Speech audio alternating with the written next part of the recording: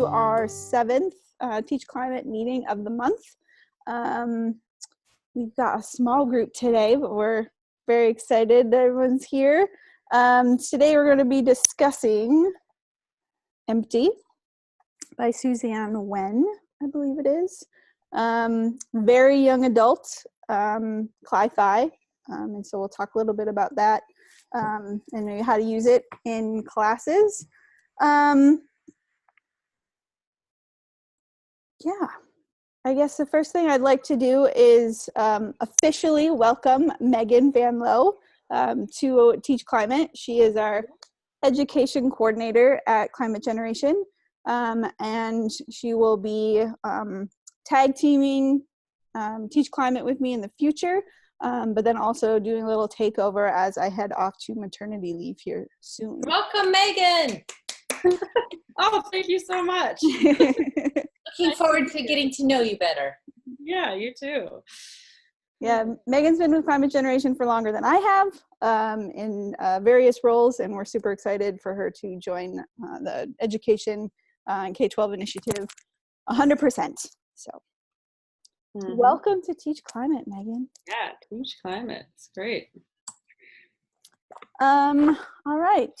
So I guess we'll just jump right in. We'll probably have just a shorter call today, just with a smaller group. But the book, Empty, is basically about the world running out of fossil fuels. No gas, no oil, no driving, supermarkets are empty. And it's about a small town. Is this in New York? Yeah, it's set in New York State. Yeah.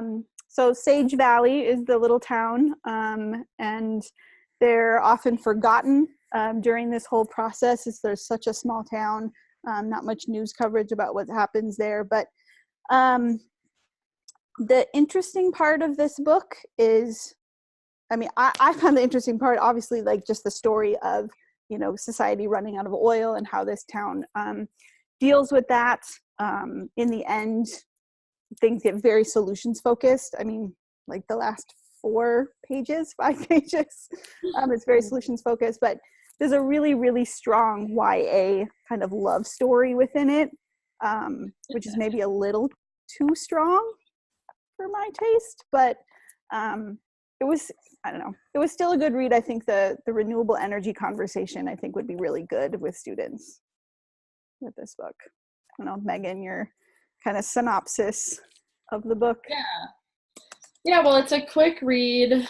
I think the concept is good for, adults and students to think about, like, what would the world look like if it ran out of oil. And I think it does show, like, it's not just cars that are affected, but like all the products, the like grocery stores, the mayhem, all of that happens in a town. So like it kind of shows that, and then it throws in some like facts about like renewable energy or sustainability, or they find this like hidden green like renewable house in the side of a mountain that they're able to like survive in.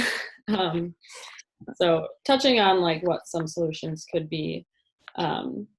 So I think that a lot of good conversation and discussion could come from it, and maybe it's accessible. It's good to be accessible outside of the science classroom, to have a teacher actually read this in a different subject to talk about those issues. But yeah, the book itself was just kind of like silly. It was just like, oh yeah, there's like the love story. It sort of touched a little bit on a lot of things like surface level, but I think you could have a good discussion around it. I didn't read it, so I'm just imagining, but I'm trying to figure out when I was a young adult and I was reading Harlequin romance novels, if one of them had a climate, science fiction bent to it, if this would have been that book. Right. Right. I know. I was kind of trying to think of myself too as like a young student reading it, and it was compelling enough that I was like flipping through it, and the time passed, and I was like, oh, whoa, like I've already been reading for this long. So it was, I think, easy enough. And they also had like articles that were like clippings from like a newspaper or something that kind of gave it a variety of telling like the state of the country, or like this, you know, a hurricane ends up coming too that they have to deal with. So it's talking about all of that, different ways, a variety. Yeah, I did like the news kind of articles. The two big pieces of that are, one, the hurricane that comes and just devastates this area of New York, flooding and you know, down trees, and besides not having oil to get shipments in, or limited oil, now they have, you know, a mess that they can't even drive through if they did have oil to get supplies to communities. But then also there is a war basically with Venezuela, which is interesting because Venezuela's in the news right now with issues that they're having. I just threw the ball down the stairs for my dog and the gates closed. I'm a jerk. But the connection to Venezuela, and like I said, just bringing in kind of current events, you know, bringing this to a social studies classroom, I think would be pretty easy because of that connection to what's going on in the greater world, and then being able to find real stories, you know, related to worldly events around oil production or around extreme weather, and what's actually happening around the world, I think would be really a great way to make this more real for students. Mm-hmm. Wendy, what like curriculum or focus or subjects or things do you work on with your professional development with teachers, or how is that decided, or you create your own? Yeah, so the AMS has a over 20-year history of offering semester-long graduate level PD for K-12 educators to bone up their own science so that they're confident in the material. Because as we know, lots of K-12 teachers, especially at the younger grades, don't have a background themselves in the sciences, and then they're asked to teach others. And if they're not feeling confident in doing that, or if they're unsure of their own, you know, facts, that when they're challenged in the classroom or challenged to try to offer stimulating opportunities for the kids to learn, if they're not confident, they struggle to do that. And so the whole purpose of the program is to really make sure they are confident in the base curriculum and knowledge themselves, and then they decide how to implement in their classrooms. And it's not just for science teachers, it's for any teacher at any grade level. And so we make our own curriculum and have a partnership for offering those graduate credits. Nice. Cool. It's so great you guys focus outside of science, you know, for any subject area. It's so important. Really, especially the climate material, you can imagine teachers from all subject matters are finding creative ways to intertwine it into their coursework, and we're happy to just expose them to the base science of climate science if they don't have a background in that. Mm-hmm. Yeah, it's been a really important piece for us too. Like, if you are, you know, even someone that's remotely interested in learning about climate change, you know, whatever subject that you teach, you know, there's a way for you to bring it in. So that's awesome. And, you know, weather's had a long history. We say weather's a really hook because we all live in the laboratory and it affects all of us. I mean, there's not a person alive that hasn't been influenced or impacted by weather. So it makes a terrific tie into, why does science matter? Well, how did you decide what you were wearing today? Or, you know, blah, blah, blah. It's just an easy tie. Well, we're from Minnesota. That's the thing that we talk about with strangers. Everywhere. As a meteorologist, when I used to do a lot of public engagement with kids, and when I would go speak with them, I would say, you know, if you're one of those kids, if you want to be popular at parties, just know something about the weather, because everyone has weather questions, weather stories. It's like the best, you know, topic to talk about anywhere. It's true.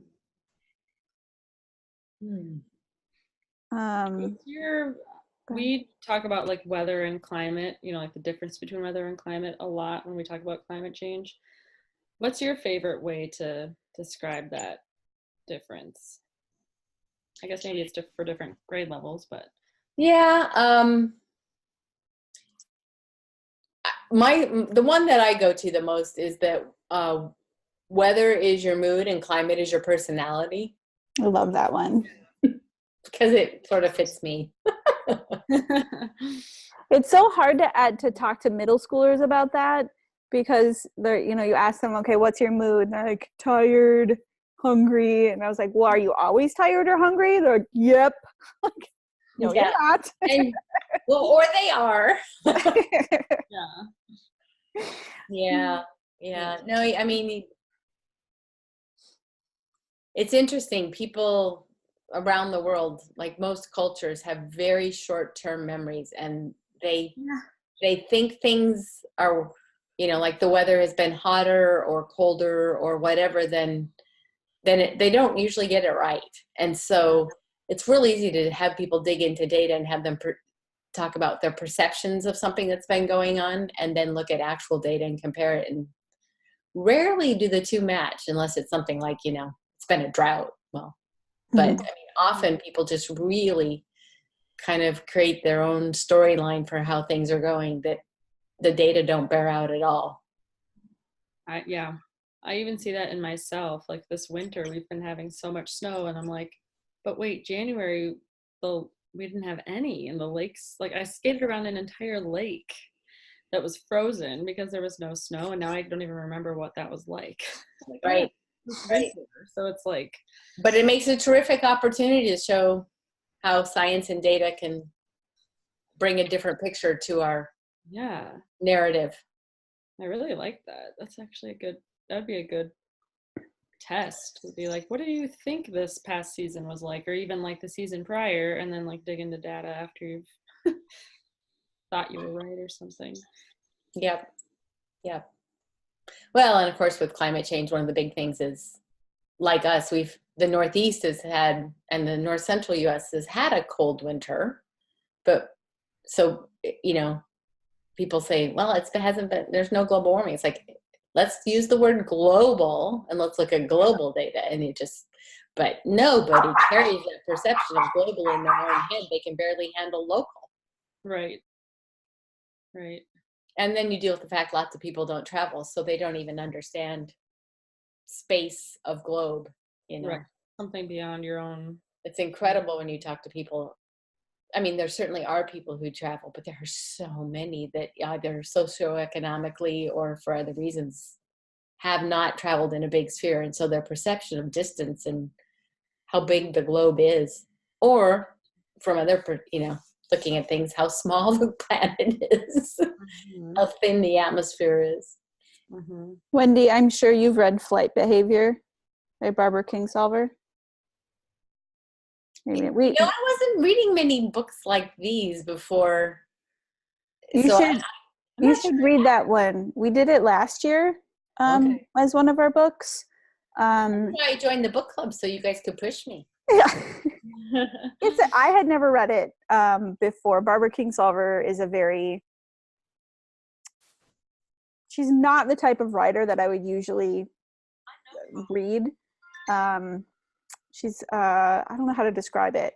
Just very descriptive in how she writes and stuff. But basically, it's about the butterfly migration and how these butterflies end up in Tennessee or something, way off their migration path, but in this very, very small rural town where the main character, had no science education, had never been outside of her town or county, and I think really speaks to that idea of once they start to learn about it and they understand, you can convince, but without that education and without that travel, they're just, that's all that they know. Yeah. Oh, I should read that one. Yeah, it was great. I just want to go back. Megan had put in some discussion questions and quotes about the book, and there's a quote that I really liked. It says, "Sooner or maybe later, all the oil would run out, like it or not. Then what?" no more gasoline engines, no more concrete, no more plastic. Not having plastic was as huge as not having gasoline, maybe even more so. What wasn't made of plastic these days? Which I found very poignant. Right now, Climate Generation's in the middle of a zero waste challenge. All of our staff are participating in a 10-day collect all of your waste, whatever can't be recycled and composted goes in a mason jar. And it's hard because of that issue, plastic. And if you think about the life of plastic, or how it's made, it's all coming from oil, and just trying to move away from that, I think has it's been a journey of mine for many years, but I'm definitely nowhere close to being plastic free. I really tried to, but it's hard, and I gave up my hybrid for an airplane. So yeah, let's say traveling, it must be hard to. You have to. I mean, so much planning ahead and having the reusable things with you. Well, I carry my spork. I hit a new high. I ate my oatmeal in the back of a taxi with my own spork. Nice. Not too long ago. Solid. I try. All you can do is try. Every time I manage to use less, I feel like that's a win. And I hold myself accountable, and yet don't vilify myself when life just doesn't let me. I mean, the fact that I'm alive and that I had offspring means I'm having an impact on the planet. But I really, I think you deal with this all the time when you're teaching others, is how do you grapple with as doing the best you can and advocating for entire systems that set up a better dynamic rather than killing yourself over whether you used a straw or not, Right. Yep. You guys live this all the time. No, I think that's a great point. I mean, you have to try, you have to do what you can. I think then you have to talk about it. But yeah, the big push is obviously the systems. And I think that's one thing that Empty gets at a little bit, and that those systems, or that the systems change was ignored, that they didn't think that renewable energy could do it. They didn't try. There's a couple of references to, like, I don't know, I can't remember if it was in the newspaper articles or something that was, read. One of the characters read something from the past. But yeah, they just didn't have the infrastructure. They never built the renewable infrastructure. And by the end, when they actually ran out of oil, they're like, oh, we need to do this. This is the only way that we can continue. And then there is, like I said, only 4 or 5 pages that really, I think, get at the solutions at the end. But it's interesting to me that quote said no more plastics, but of course that would be no more new plastics, because if a small isolated group ran out of oil, they would have enough plastic out there foraging for a very long time. Not new plastic, right? Plenty of access to plastics. What was that show? Last Man on Earth. Did you guys watch that? Was that? I never ran did. A couple of seasons. Was it Netflix? I don't know. It was a post-apocalyptic world, and this guy thinks he's the last person alive, and then so he makes do living off just everything that's out there, because everybody died of a disease, and just he's like the last person, and slowly over time, spoiler alert, he finds a person here and a person there. But they make their living. They have nothing. There's no money. There's no electricity. There's no one left. And they just make do and live off the things all left behind, empty home after empty home. It introduced me to that concept of how much would be left and what it would be like if there was no ownership of it yet, because all the people that would have owned it were gone. Right.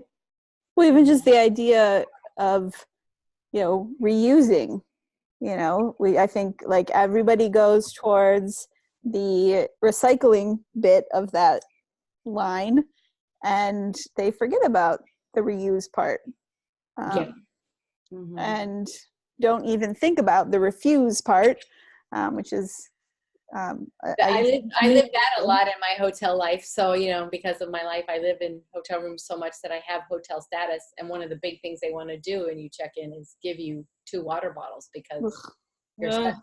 And I look them gently in the face every time and say, no, thank you. Trying to save the planet one refusal at a time. And some of the people go, oh, that's great. Thank you. And other people are like, okay. Right. And you have to be okay with being looked at that way, as the first thing. It's like, all right, I'm going to go against the grain, but like, it's worth it. And I'm used to it. That's the look you used to get when you took your own bag to the store. And I've been doing that for 30 years. I mean, right. I used to have clerks like get into fisticuffs with me over, you have to take a bag. I'm like, no, I don't. I have to pay you for the merchandise. I go, you have to take a bag. I'm like, no, I don't.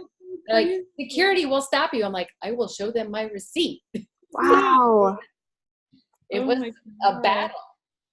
That's so ridiculous. And I mean, it's still happening, to an extent. Yeah. It's a lot better. Definitely. People know what you're doing when you hand them your bag. Right.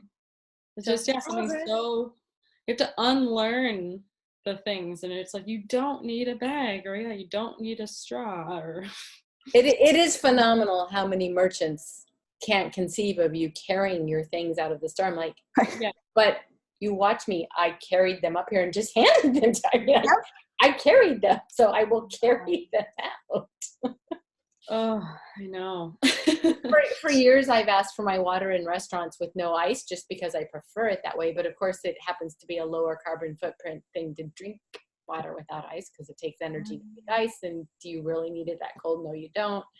And I've said no ice for a decade. And now I've been training myself to say no ice, no straw, because I never want the straw. Right. And they always bring me one. It's like, no ice, no straw. No ice, no straw. It's like, oh, that's so much harder to say. Yeah. And you have to keep quick before they bring you the water. Like I was like, no straw, and he just took it out, and I was like, that just I was like, no, are you just gonna throw it away? I'm like, I'm not allergic to it. No. Yeah. Yeah. Well, I'm sure when you're talking with kids, which you guys do more than I do, that having these conversations about learned behavior and learned expectations, and I mean, every time you take those steps, you're raising awareness with the person you interacted with, whether they choose to act or not. They might go, I can do that. Right. Right. But yeah, it's that conversation. It's the learning or the unlearning. And if they choose to do that, great. If they choose to have a conversation about it beyond, your classroom or your interaction, great. And hopefully that just keeps building and building till the whole world knows what they're doing. Right. That's why we do what we do. Exactly. Well, I'm really glad you guys read the book because I didn't have much to add there other than it's a theme I think that we all think about just because of the conversations we're entwined in. Yeah, I mean, I think, and if you look, I was reading some of the reviews on Goodreads, and I think a lot of people were really interested in the topic. In the paragraph on the back of the book is very intriguing. And then, I think it just gets a little diluted with the story of the characters, which is unfortunate because, I mean, like I said, I think the conversations that come from the book would still be very strong. And I hope that, if teachers were, if students are just reading it, great, hopefully they're getting, some knowledge of the topic. But if teachers are actually using it in their classroom, I hope that they really take that conversation and do something with it. Because there's really good concepts in there. Or I feel like you could even take the book's concept, having read it or something as a teacher, and just like use the concept as the discussion. Because the book could be like take it or leave it, but it's a good idea of like, what if we ran out of oil, and like how it's all tied together. So yeah, for sure. Well, and then, like I said, bringing in, like articles and content of real life. I mean, this is far-fetched to an extent, but there's a lot that's actually happening in real life. So bringing in those articles and talking about how this is actually real, I think would be very eye-opening for students as well, both on the impacts and, negative side, but more, I would hope, on the solutions and positive side of things, because we never spend enough time on that stuff. Exactly. Okay. We would love to just do a couple of quick announcements about Climate Gen. I don't know, Megan, if you want to talk about the Institute, and I'll talk about the module. Yeah, so this, I don't know if folks know, or if you know Wendy, the Summer Institute this year is in DC. So yeah, it's focused on humanities.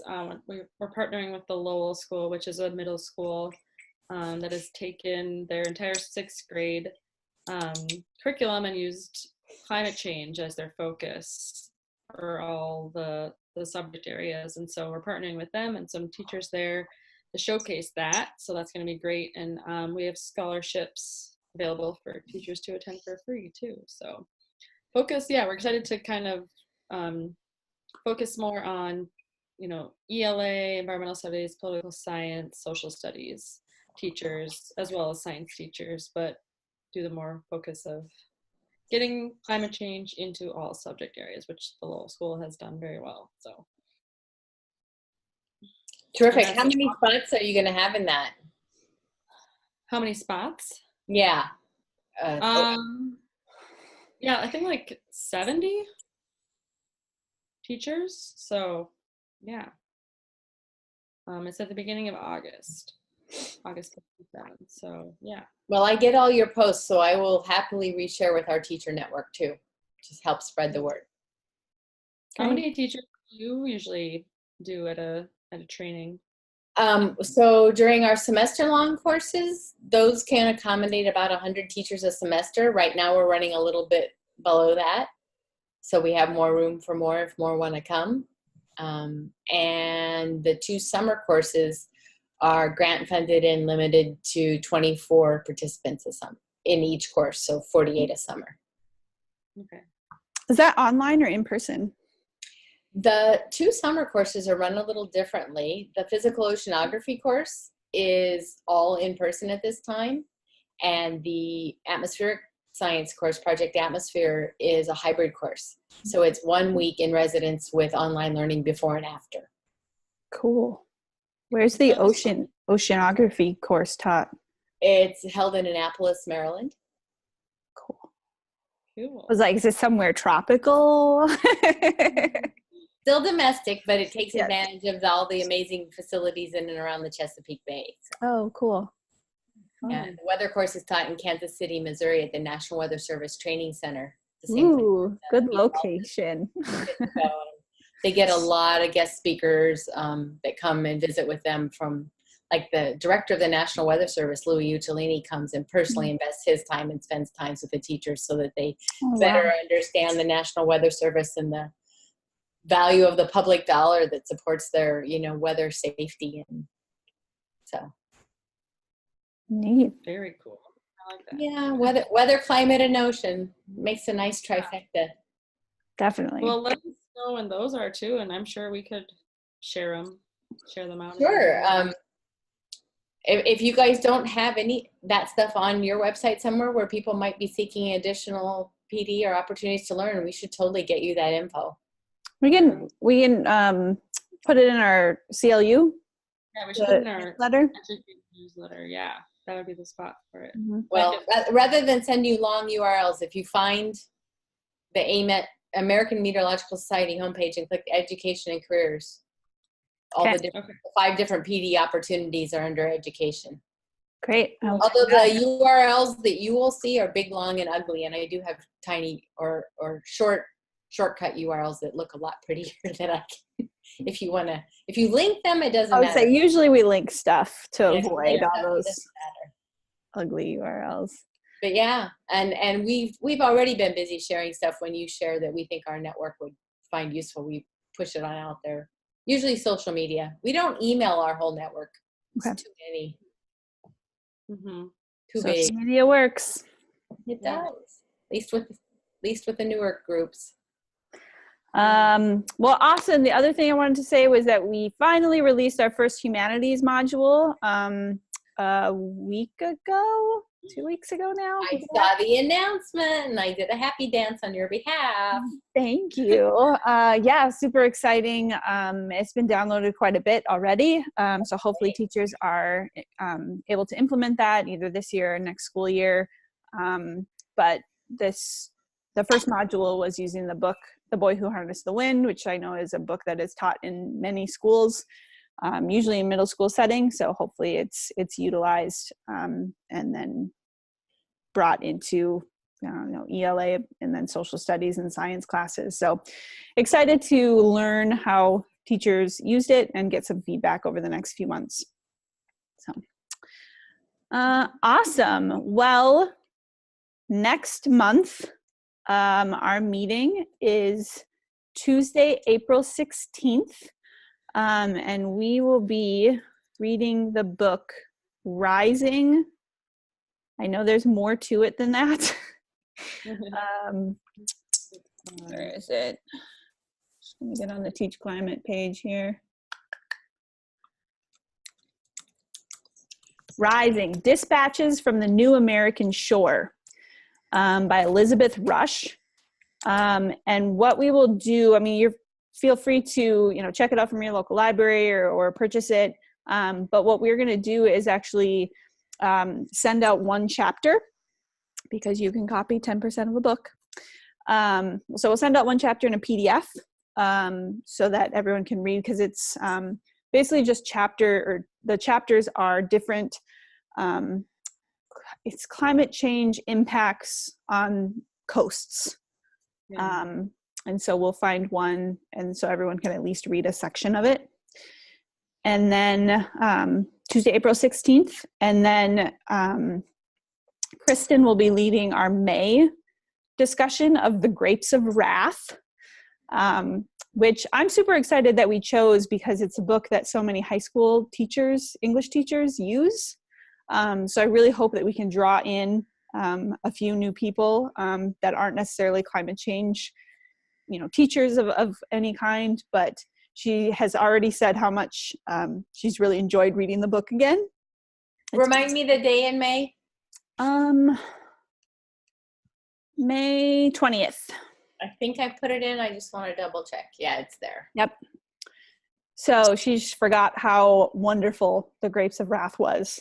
So she wanted me to put a plug in for The Grapes of Wrath in May, and just bringing out the climate change aspects of that book as well. And that's a wrap for the year. So we'll go through May. We'll talk, I'll have Kristen talk about ideas and such, books for next year, and start adding to that list. I know we still have a ton of books that we didn't choose for this year that people have recommended. So we'll have to maybe go back to that as well. Terrific. Yeah. Well, thanks for holding book club. Thank you for coming, Wendy. Thank you for being the #1 all-star of the evening. Indeed, gold star for you. But you came. It would have been Jenna and I just sitting here. Yeah, there would have been no witness for the handoff. That would have been not good. No, I still learned about a book I haven't read that is relevant. So thank you. I appreciate it. Yeah. Well, we're grateful for you coming. And I think it just is an example of, you don't have to read the book. Come for the camaraderie and learning. And it's great. I can't. Well, so you're going to share PDFs for next month. So I'll at least read a little. Yeah, absolutely. So we'll get this video posted online. And once it's posted, then I'll send out a recap to the list. And Megan will send out a recap to the list. She's in charge now. Go Megan. Yeah, and we'll include that PDF. So hopefully, everyone, even if you can't find the book, because it's relatively new, I'd say in the past year or so, 2 years maybe. Yeah. Well, thank you, ladies, both. Great. Yeah. Thank you so much. Hopefully see you next month. Bye. Bye.